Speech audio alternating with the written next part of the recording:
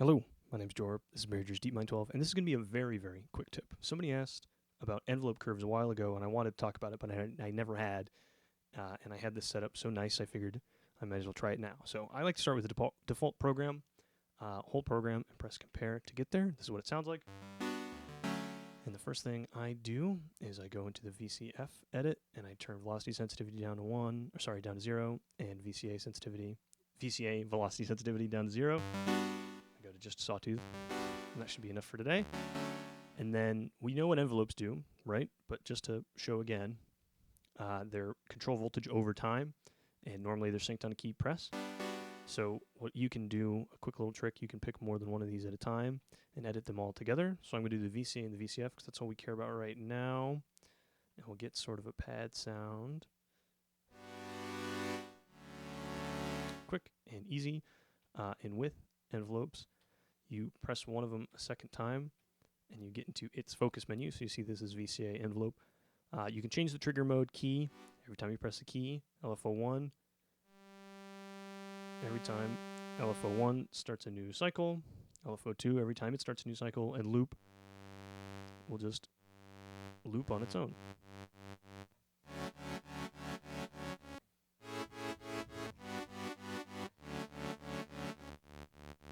These can go really fast. Too fast even. So let's get it back to something normal. And I only mention that because we're going past it. Let's get this back to key.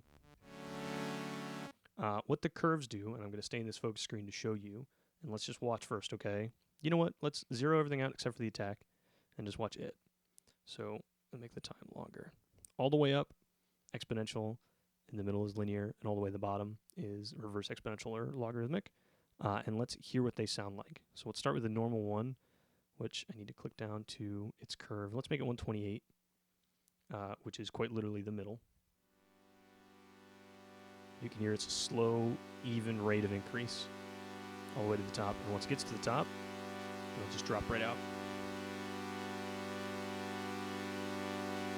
I made it too slow.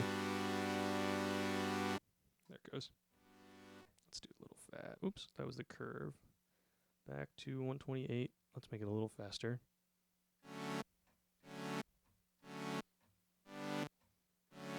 Okay. So here is all the way up exponential curve. When it gets to the end of its time, it increases a lot faster. Doing the visuals is helping me. I really hope it's helping you. And this is the opposite. This is logarithmic. It's almost like we don't have any attack, even though I hadn't changed the time in between those. So let's make it a little less dramatic. Straight up. And that can get you really, really interesting, complex. Whoops, I'm on curves again. And just for measure, because I do this all the time, right? I'll forget I have curves clicked in and just go to do what I always do, which is change these faders. The default values for the curve are 128, which is right in the middle here on data entry, 0 for decay, 128 for sustain, and 0 for release. Those are the normal curve values, and we can look in the other two to see that 128, 0, 128, 0. And let's do some curves on everything. Well, actually, you know what? Let's do attack, decay, and release, and I'll show you sustain afterward because it's different.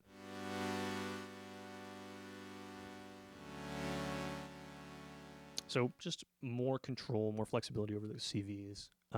So I'm sure you know the default parameters for attack, decay, and release are times, and the curve is their rate of increase or rate of decrease. Exponential, linear, logarithmic. But for sustain, which is normally a level, what the curve does is a slope to a different value after the fact. Okay, so we're going to make it really dramatic. We're going to put the level down at 0, and the curve is going to be all the way up. This representation isn't perfect as to what we're about to hear, but what we're going to hear is the attack and decay stages. It'll drop to 0 because that's what our sustain level is at, but our sustain curve, our slope, is all the way up, so it's really dramatically going to shoot back up to full volume. So let's listen. Did you hear that? It was almost like a square wave that just jumped right back up. So I'll make the decay a little longer, and you know what? Let's make it steep in a way that we'll hear it all drag out. Okay.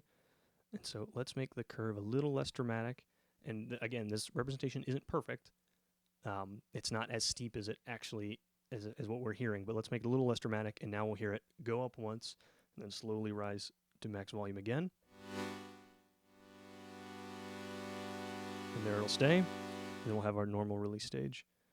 You, of course, can do the opposite. So here I'm changing the level, not the curve. Let's get it in the middle and point the curve downward. And then it'll fade into nothing. So if you want a distinct attack and decay stage, but still want your sound to not sustain, you want it to fall off eventually, this is your option. Wonderful.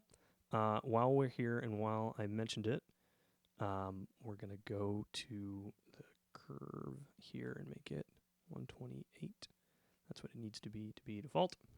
And I'm going to show you some complex envelope options while we're in here using the curves.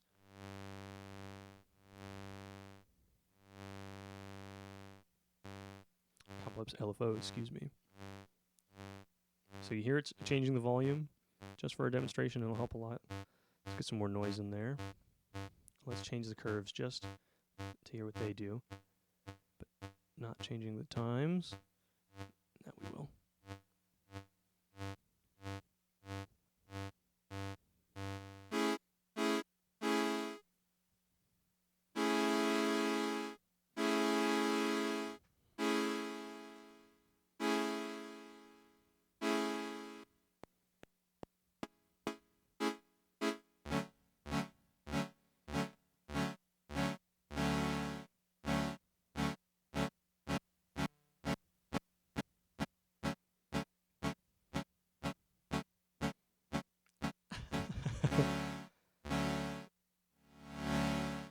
I feel like I'm going on and on and on.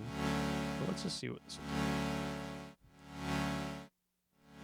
Something weird, right?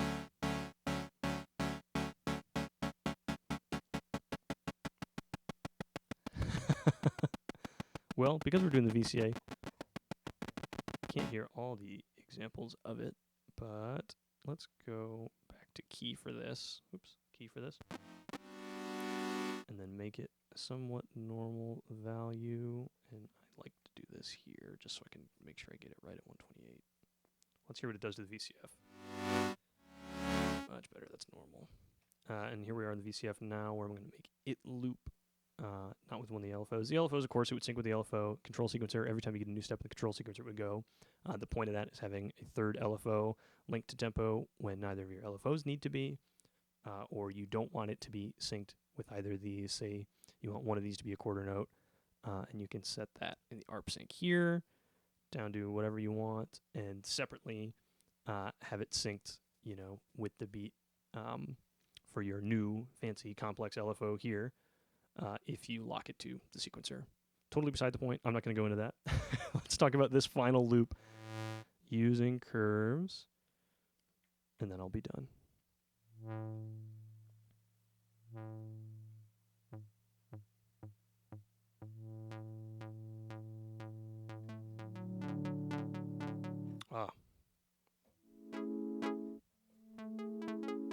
You can hear they're all separate, so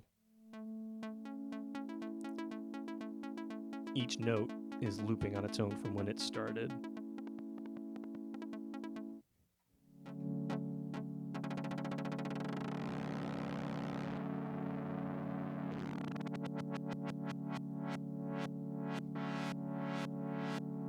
So much flexibility just in changing those curves. Anyway, this has gone on a little while, but I still think I got my point across.